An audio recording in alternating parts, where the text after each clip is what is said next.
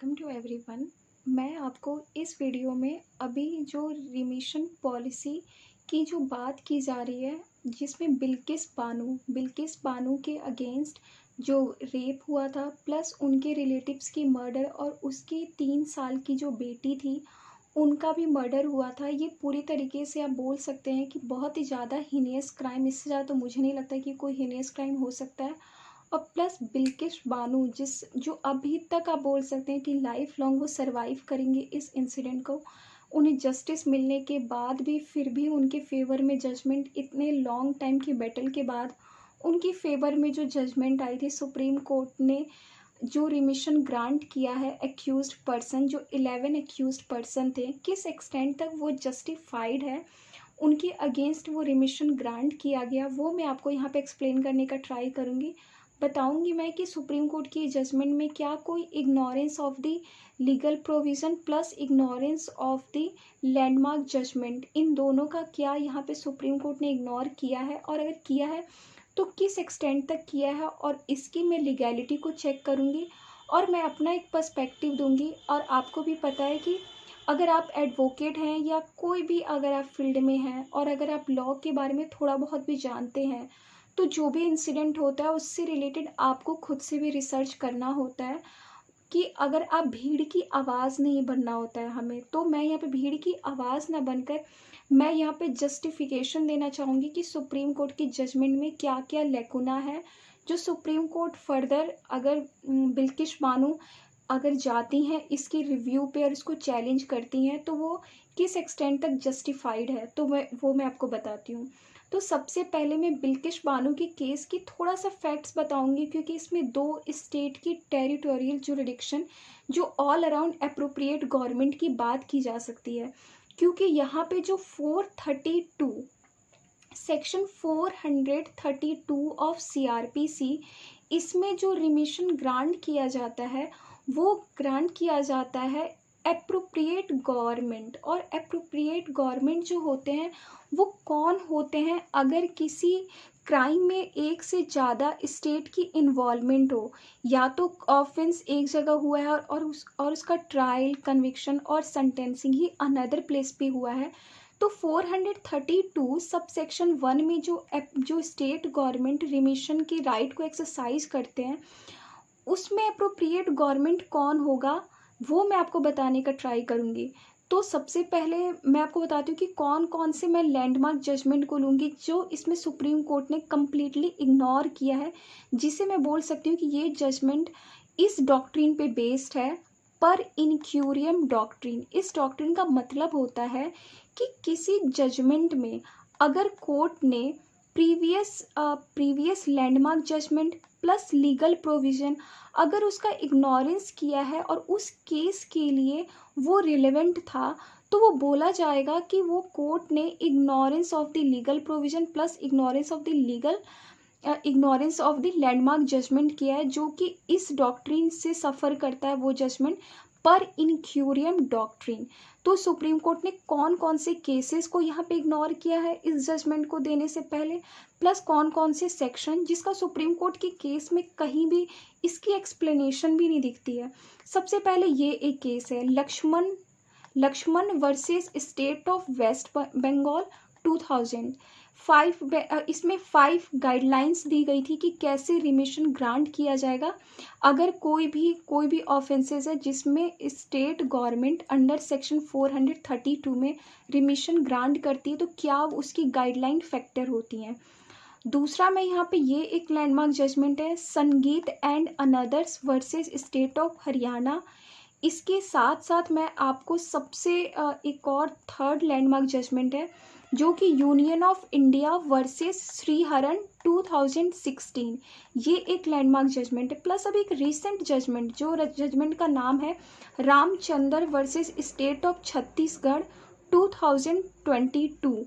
इसमें supreme court ने ये 2 केसेस को रेफर किया था, Lakshman versus state of waste Bengal 2000 plus Sriharan ये union of India versus Sriharan 2016, इन 2 जजमेंट। और मैं आपको ये पूरे के पूरे जजमेंट बताऊंगी कि ये जजमेंट कैसे सुप्रीम कोर्ट ने इसमें ignorance of the landmark judgement किया है, प्लस इन सारे सेक्शन का भी मैं बताऊंगी कि सुप्रीम कोर्ट ने कोई एक्सप्लेनेशन नहीं दिया है।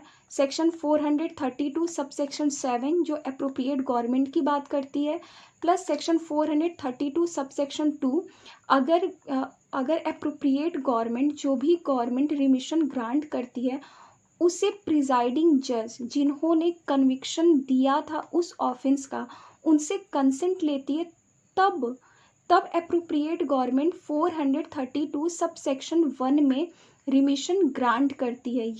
ये मैंडेटरी है। जो प्रिजाइडिंग जज होते हैं जो कन्विक्ट करते हैं उस एक्यूज्ड की, उस जजेस से इसमें कंसेंट लेना होता है अप्रोप्रिएट गवर्नमेंट को जब वो रिमिशन ग्रांट करते हैं under section 432 sub section 1। Plus अगर कोई ऐसा ऑफेंस जिसका इन्वेस्टिगेशन पूरी तरीके से सीबीआई ने किया है तो वहाँ पे अप्रोप्रिएट गवर्नमेंट जो होते हैं वो सेंट्रल गवर्नमेंट होते हैं, तो सेंट्रल गवर्नमेंट की कंसेंट यहाँ पे नीड होती है। वो सेक्शन है 435 सब सेक्शन 1 क्लॉज ए। आप ये सारे सेक्शन को रीड कीजिएगा, प्लस मैं आपको एक्सप्लेन कर रही हूँ यहाँ पे कैसे इग्नोर किया सुप्रीम कोर्ट ने। तो मैं सबसे पहले आपको बता दूँ कैसे इसमें 2 स्टेट की इन्वॉल्वमेंट है और केस का फैक्ट्स बताऊँगी मैं आपको। तो मैं केस के फैक्ट्स पे आती हूँ और इस पे रिलेटेड बहुत सारे वीडियोस हैं जिसमें पूरी की पूरी स्टोरी बताई, तो स्टोरी आप जाकर सर्च कर सकते हैं। प्लस मैं आपको और भी कुछ लगे तो आप रेफ़र कर सकते हैं, बट यहाँ पे मैं फैक्ट्स बताती हूँ, बिल्कुल ब्रीफ फैक्ट्स बताऊँगी। 2002 3 मार्च 2002 को बिल्किश बानो की फैमिली और अदर्स जो भी उनके पड़ोसी थे जो कि पूरी तरीके से इस जो गोधरा इंसिडेंट हुआ था गुजरात में उससे उनके लाइफ को थ्रेट थी, क्योंकि एक पर्टिकुलर मुस्लिम कम्युनिटी को अटैक किया जा रहा था।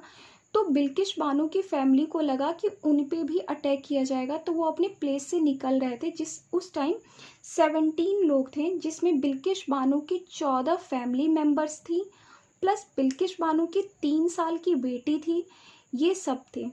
उनके अगेंस्ट मॉब ने पूरी तरीके से हिंदू लोग या मैं क्या बोलूँ कौन थे, उन्होंने अटैक किया बिल्किश बानो की पूरी फैमिली पे और भी जो उनके साथ थे 17 पीपल्स जो भी थे।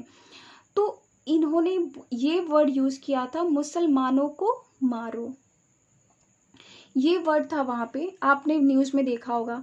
तो इन्होंने पूरी तरीके से बिल्किश बानो के सामने उनकी 14 फैमिली मेम्बर्स का मर्डर किया, जिसमें बिल्किश बानो की मदर भी थी, उनका रेप किया गया, प्लस और भी जो उनके फैमिली मेम्बर्स थे उनका वहाँ पे मर्डर किया गया। और बिल्किश बानो की 3 साल की बेटी थी, उसका भी यहाँ पे मर्डर हुआ था।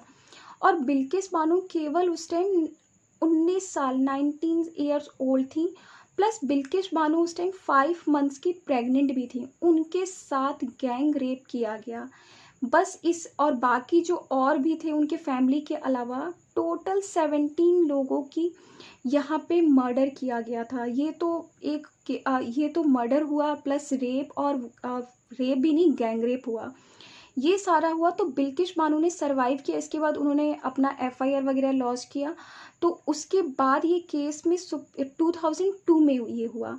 बिल्किश बानो 2002 से लेकर 2004 तक बिल्किश बानो ने 20 जगह अपना घर बदला, क्योंकि उनकी लाइफ को बहुत ज़्यादा रिस्क था।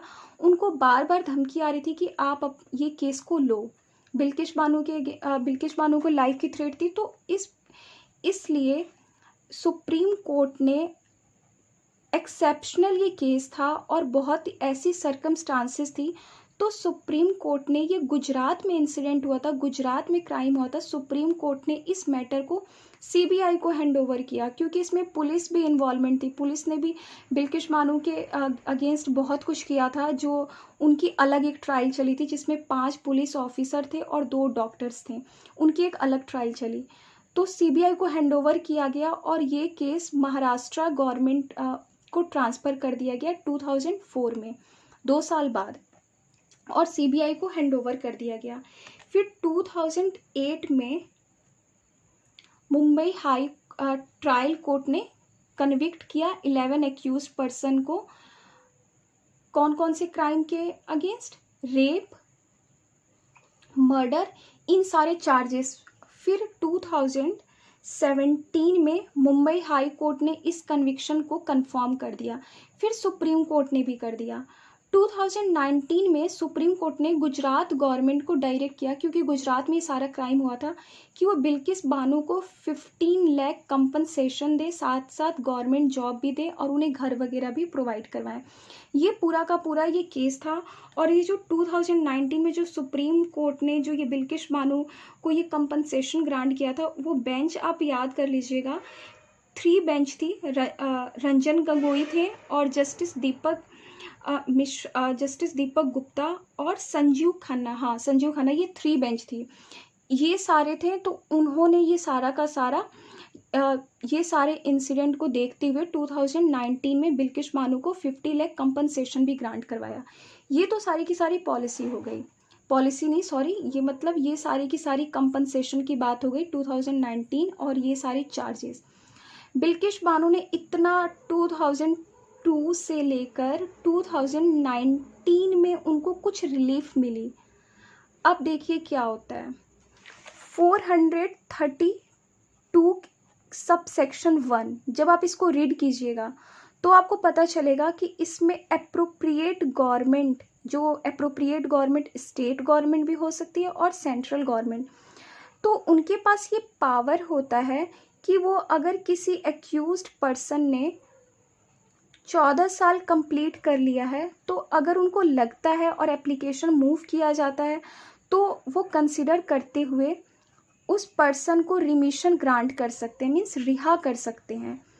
बट ये सेक्शन 432 सब सेक्शन 1 जो है, ये एब्सोल्यूट नहीं है। इससे पहले सेक्शन 432 सब सेक्शन 2 में जो प्रिजाइडिंग जज होते हैं, मीन्स जो कन्विक्टिंग जज होते हैं, जिनके सामने पूरी की पूरी ट्रायल एंड जो चलती है, ट्रायल पता है आपको, सेंटेंस वगैरह सब कुछ, उनसे कंसेंट लेना ज़रूरी है 432 में इस पावर को एक्सरसाइज करने से पहले। तो बात ये होती है, एक पॉलिसी है, आपको पता चल गया कि स्टेट गवर्नमेंट के पास ही पावर होता है, तो ऑब्वियस सी बात है कि स्टेट गवर्नमेंट का आपको भी पता है कि ये एग्जीक्यूटिव राइट हो गया रिमिशन को देखते हुए स्टेट गवर्नमेंट का। और ये एग्जीक्यूटिव राइट हो गया, तो एग्जीक्यूटिव राइट को एक्सरसाइज करते हुए हर कंसर्न स्टेट अपना एक रिमिशन पॉलिसी बनाती है।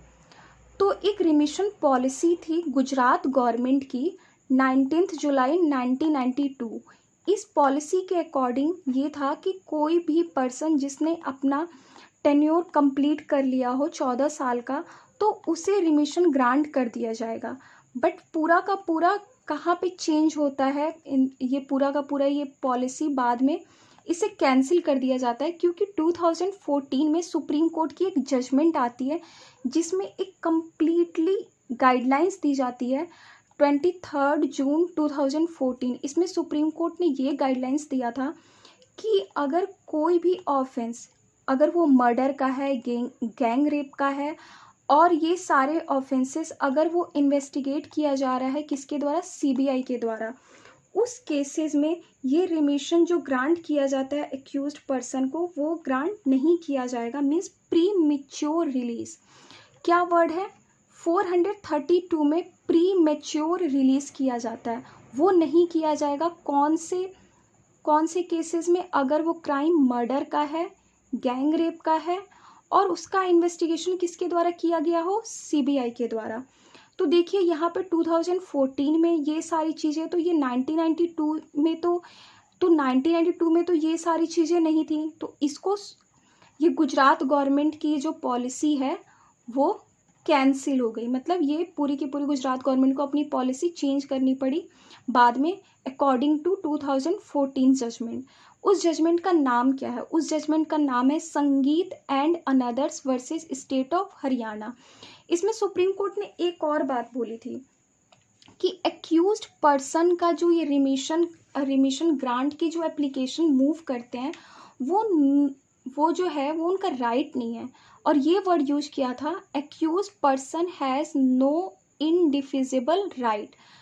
तो ये वर्ड यूज़ किया था सुप्रीम कोर्ट ने इस जजमेंट में। साथ ही साथ सुप्रीम कोर्ट ने एक और बात बोली थी कि जो रेप और इन सारे चार्जेस से जो रिलेटेड जो एक्यूज्ड पर्सन होते हैं, उनकी जो लाइफ, उनकी जो सेंटेंसिंग होती है वो टिल द डेथ तक होती है, ये बात बोली थी। और साथ ही ये बोली थी उन्होंने कि subject to the remission granted by appropriate government under section 432, ये बात बोली थी 432 की प्रोविज़न को के अंडर में रहते हुए। बट 432 की जो प्रोविज़न है उससे रिलेटेड सुप्रीम कोर्ट ने ऑलरेडी गाइडलाइन फैक्टर निकाल दी थी कि वो गाइडलाइन फैक्टर है क्या। अगर रेप है, गैंग रेप है और उसका इन्वेस्टिगेशन सीबीआई के द्वारा किया गया है तो एक्यूज्ड पर्सन को रिमिशन ग्रांट नहीं किया जाएगा। और ये रिमिशन क्या होता है? Pre mature release. तो ये पूरा का पूरा आप ये जजमेंट आप देखिए, आप इस जजमेंट को देखते हुए संगीत एंड अनदर्स और 2012 का। तो यहाँ पे 2019 में क्या होता है? 2019 में राधे श्याम भगवान दास, ये एक एक्यूज पर्सन का नाम है, ऐसा नाम है उसका, राधे श्याम भगवान दास। इन्होंने क्या किया? इस एक्यूज पर्सन ने गुजरात हाई कोर्ट में एप्लीकेशन मूव किया कि उसे प्री मैच्योर रिलीज दिया जाए। कौन से पॉलिसी के अंडर रहते हुए? 19 जुलाई 1992, क्योंकि ये पॉलिसी उस टाइम इफेक्ट में थी जब उसके अगेंस्ट कन्विक्शन वगैरह किया गया था, क्योंकि क्राइम 2002 में हुआ था। और ये तो उस टाइम ये पॉलिसी इफेक्ट में थी। इस पॉलिसी को बाद में कब कैंसिल किया गया? 2014 में।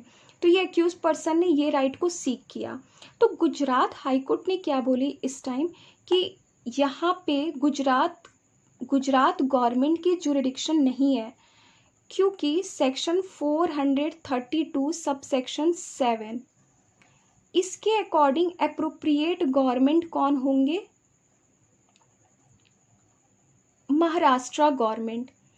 क्यों महाराष्ट्र गवर्नमेंट होंगे? क्योंकि 2004 में इस पूरे के पूरे मैटर को ट्रायल के लिए और इन्वेस्टिगेशन के लिए जब सीबीआई को हैंडओवर किया गया था तो ये महाराष्ट्र में ट्रांसफ़र कर दिया गया था, और महाराष्ट्र में ही ट्रायल भी चला, कन्विक्शन भी हुआ और सेंटेंस भी हुआ।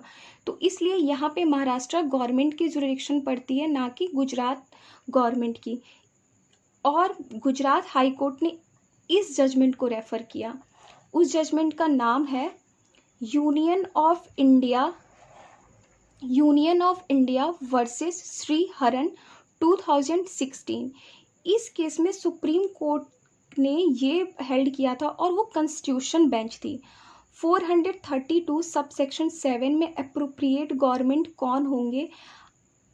अगर यहाँ पे बोला था सुप्रीम कोर्ट ने सेक्शन 432 सबसेक्शन 7 में एप्रोप्रिएट गवर्नमेंट कौन होंगे उन केसेस में, अगर मान जाइए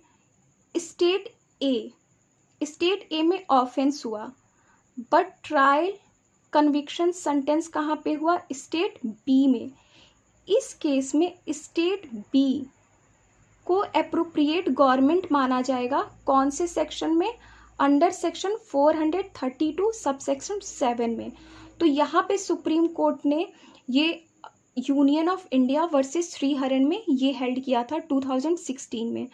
तो गुजरात गवर्नमेंट जो 2019 में ये राधे श्याम भगवान दास जो ये एक्यूज्ड पर्सन है, इसने एप्लीकेशन मूव किया था, इस जजमेंट को रेफ़र करते हुए ये हेल्ड किया कि 432 सबसेक्शन 7 में appropriate government state of Maharashtra government होंगे, क्योंकि पूरी की पूरी ट्रायल कन्विक्शन कहाँ हुआ है? महाराष्ट्र में हुआ है, भले ऑफेंस कहाँ पे हुआ है? गुजरात में हुआ है। फिर ये एक्यूज्ड पर्सन क्या करते हैं वो बताती हूँ मैं। एक्यूज्ड पर्सन फिर ये गुजरात गवर्नमेंट ने जो गुजरात हाई कोर्ट ने जो जजमेंट दिया था 17 जुलाई 2019 को, इसके अगेंस्ट वो सुप्रीम कोर्ट के पास पहुंचते हैं। उस केस का नाम है राधे श्याम भगवान दास वकील लाला, उनको वकील लाला के भी नाम से जाना जाता है, वकील लाला वर्सेस स्टेट ऑफ गुजरात। तो इस केस में सुप्रीम कोर्ट ने क्या किया? आपको मैं पैरा भी बताऊंगी, आप उस जजमेंट का पैरा भी देखिएगा इस केस का। पैरा नंबर 11, 13, 14, 15, 16 एंड 9, इन सारे पैरा को पढ़िएगा आप।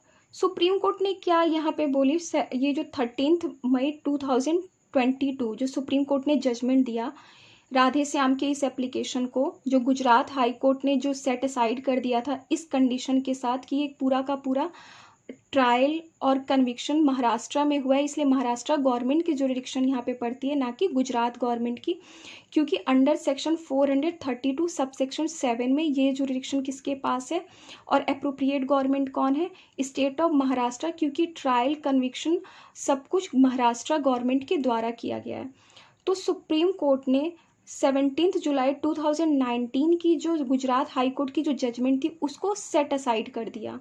सेट असाइड के साथ सुप्रीम कोर्ट ने क्या किया है, यहाँ पे ये बात बोली कि जो गुजरात हाई कोर्ट ने जो ये जजमेंट को रेफर किया था union of India versus Sriharan 2016, कि यहाँ पे अप्रोप्रिएट पैरा नंबर आप देखिएगा, पैरा नंबर 11 है उस जजमेंट का, आप जजमेंट जाकर देखिएगा, पैरा नंबर 11 ये बात बोली यहाँ पे कि एक्सेप्शनल केसेस में इस केस को महाराष्ट्र गवर्नमेंट के पास और महाराष्ट्र गवर्नमेंट को ट्रांसफ़र किया गया था और ट्रायल और कन्विक्शन वहाँ पे चला, बट ये सब कुछ ट्रायल कन्विक्शन होने के बाद इस मैटर को ट्रांसफ़र कर दिया गया स्टेट ऑफ गुजरात।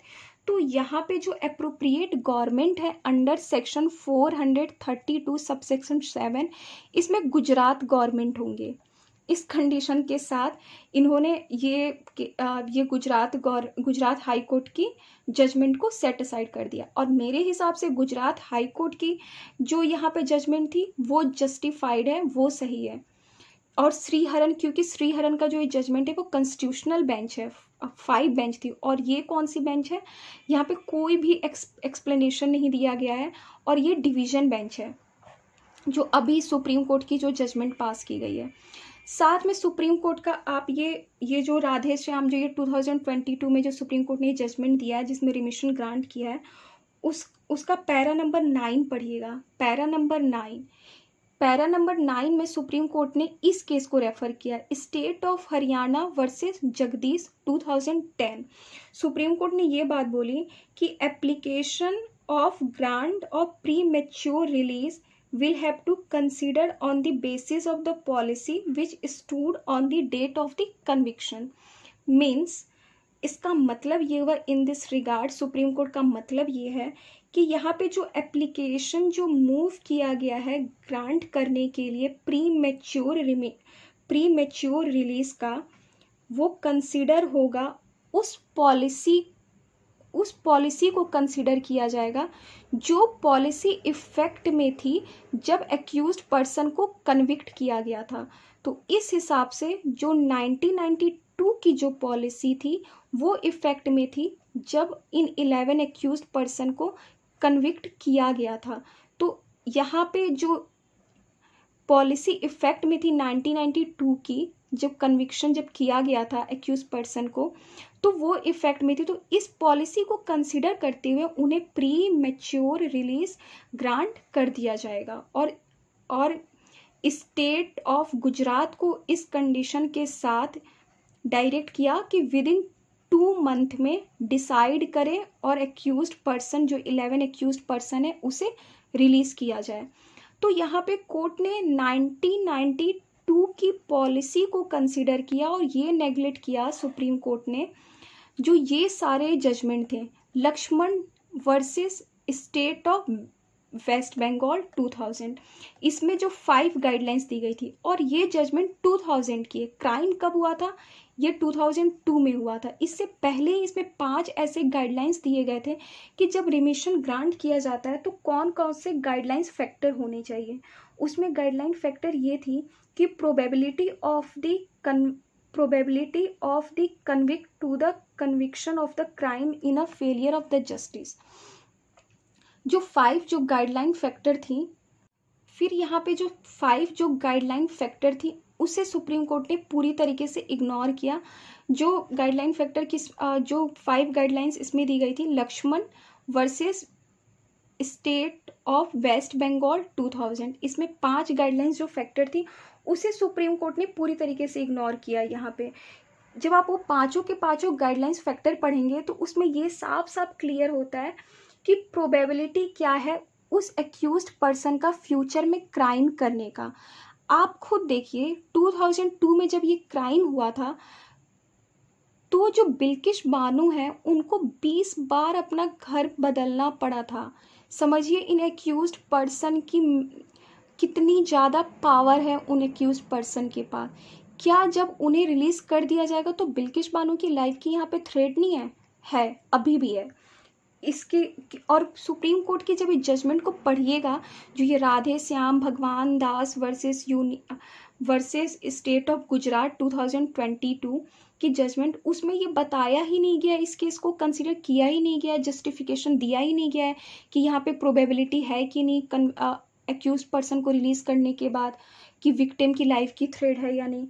प्लस उसके जो ये केस है Lakshman versus state of waste Bengal, इसमें जो गाइडलाइन फैक्टर दी गई थी उसमें ये भी दिया गया था कि उस कन्विक्शन के उस रिलीज़ के बाद अगर एक्यूज पर्सन को रिलीज़ किया जा रहा है तो उसका सोशियो इकोनॉमिक कंडीशन कैसा होगा उस फैमिली का, तो ये भी आप देखिए। प्लस उस कन्विक्शन उस रिलीज़ के बाद क्या कोई फ्रूटफुल पर्पस फुलफिल होगा। मुझे नहीं लगता ये 11 एक्यूज्ड पर्सन को रिलीज जब किया जाएगा तो कोई ऐसा पर्पस फुलफिल हो रहा है। आप पूरी की पूरी आप देखिएगा, आपको खुद ही पता चलेगा कि हाँ कुछ भी ऐसा नहीं होगा।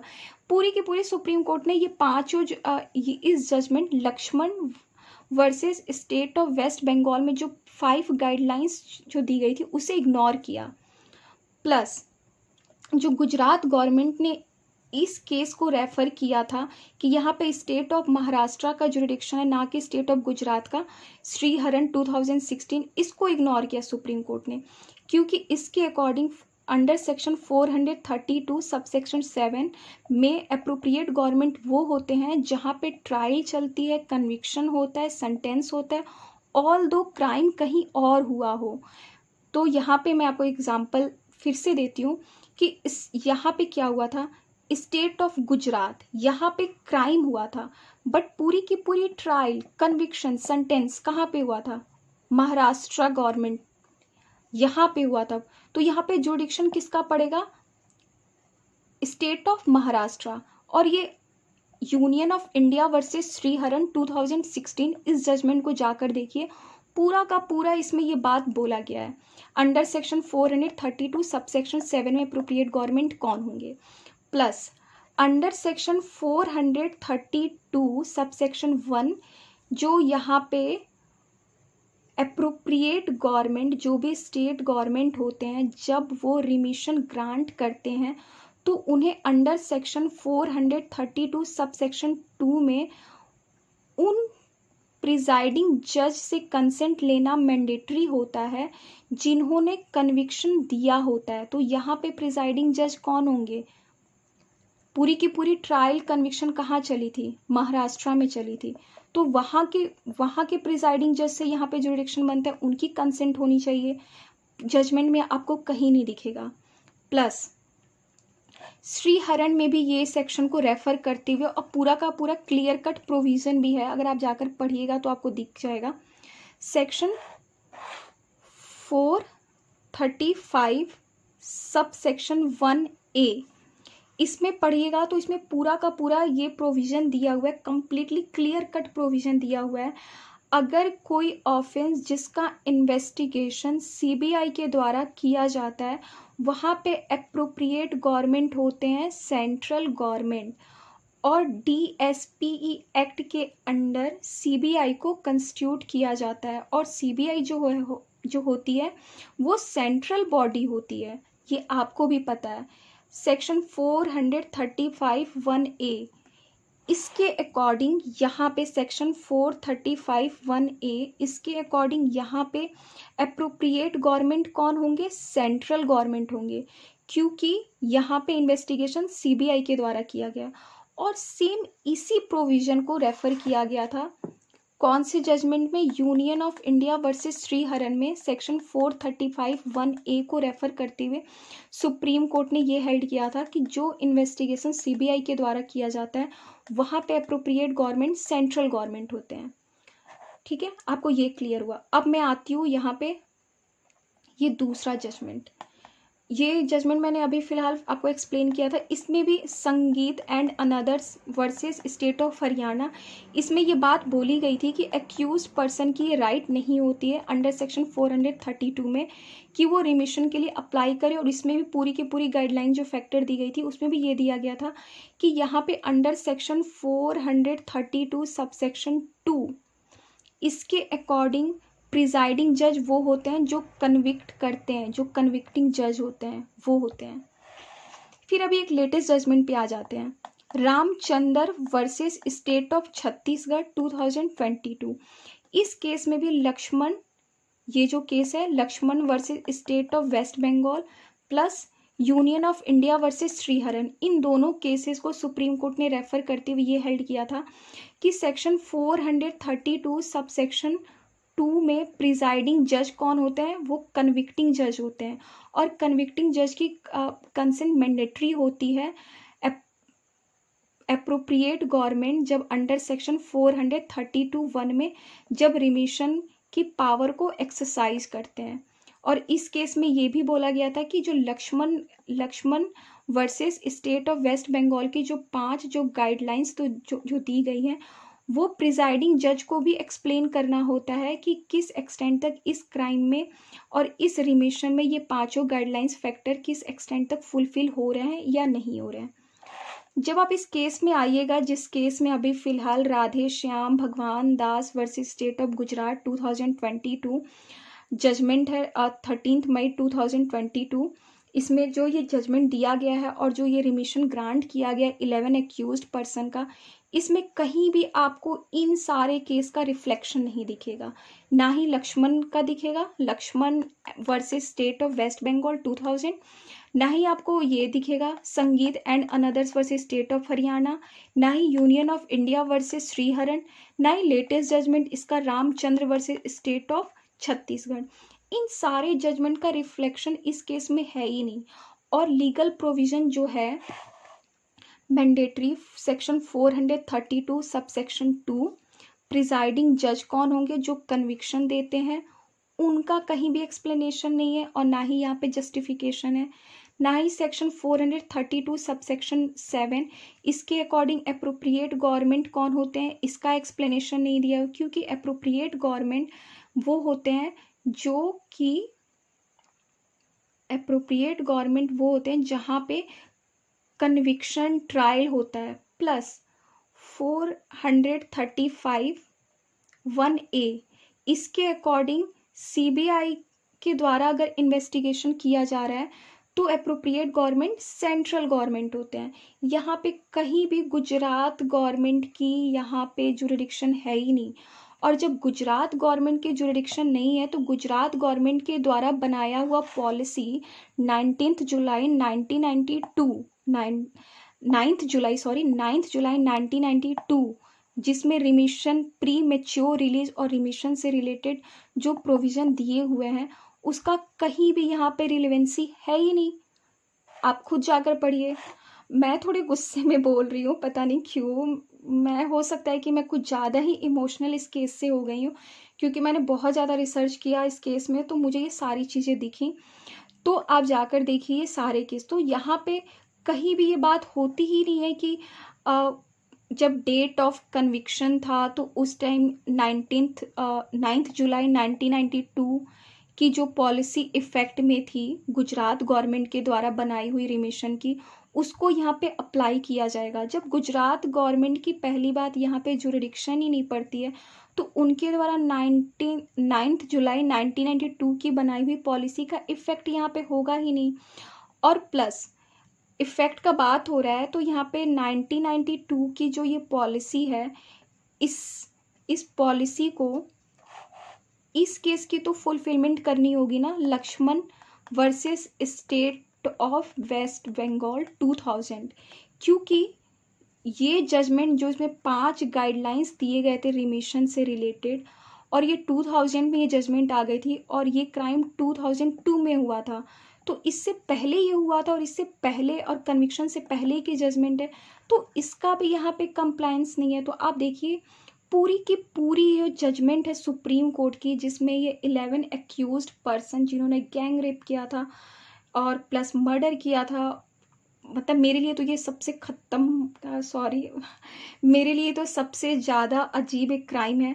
तो ये पूरी की पूरी जो जजमेंट है वो इस डॉक्ट्रिन पे बेस्ड है, per incuriam doctrine, means ignorance of the legal provision plus ignorance of the landmark judgment. Supreme court ने यहाँ पे पूरा का पूरा इग्नोर किया है इन सारे लैंडमार्क जजमेंट को। प्लीज़ मेरे वॉइस को थोड़ा बहुत बियर कीजिएगा इस पूरे के पूरे लेक्चर में, जो मेरी थोड़ी बहुत, मैंने एंगर नहीं बोलूँगी, मैं थोड़ी इससे कनेक्ट हो गई इन सारे केसेस को पढ़ते हुए, तो थोड़ा सा आपको रिफ्लेक्शन दिख रहा होगा। और आप भी, अगर आपको भी लगता है तो आप मुझसे कमेंट बॉक्स में अपना भी पर्सपेक्टिव बता सकते हैं और पूछ सकते हैं, और एक बार आप ये खुद से भी सारे केसेस को पढ़िएगा, तो आपको भी पता चलेगा कि किस एक्सटेंट तक सुप्रीम कोर्ट की जजमेंट जस्टिफाइड है और नहीं है। और मैं क्या बोलूँ, बस हाँ यही बोलूँगी, मैंने यहाँ पे एक अपना ऑनेस्ट व्यू दिया है, और मैंने अपना जो भी मुझे लगता है बीइंग अ एडवोकेट, जो भी मैंने केस लॉज पढ़ी है, मैंने अपना यहाँ पे पर्सपेक्टिव लीगल प्रोविज़न और लीगल लॉज इनसे रिलेटेड दिया है। तो अगर आपको भी लगता है तो आप भी मुझे यहाँ पे कमेंट बॉक्स में अपना पर्सपेक्टिव बता भी सकते हैं, और आपको भी लगता है कि कोई केस जो मैंने यहाँ पे गलत रेफ़र किया हो, या अगर आपको लगता है कि कोई और केस भी इसमें इंक्लूड होना चाहिए, तो आप मुझे बता सकते हैं। मैं फर्दर खुद से भी पढ़ूँगी, और दूसरा वीडियो भी अगर लगेगा फ्यूचर में तो मैं इस पे क्रिएट करने का ट्राई करूँगी, और देखते हैं कि इसमें अभी फ़िलहाल बिल्किश बानो अपने राइट को कैसे एक्सरसाइज करती हैं और कौन कौन से केसेस को रेफ़र करती हैं। यहाँ पे जस्टिस सर्व होना चाहिए, यहाँ पे ये जस्टिस सर्व नहीं होती है पूरी तरीके से। और थैंक यू वेरी मच।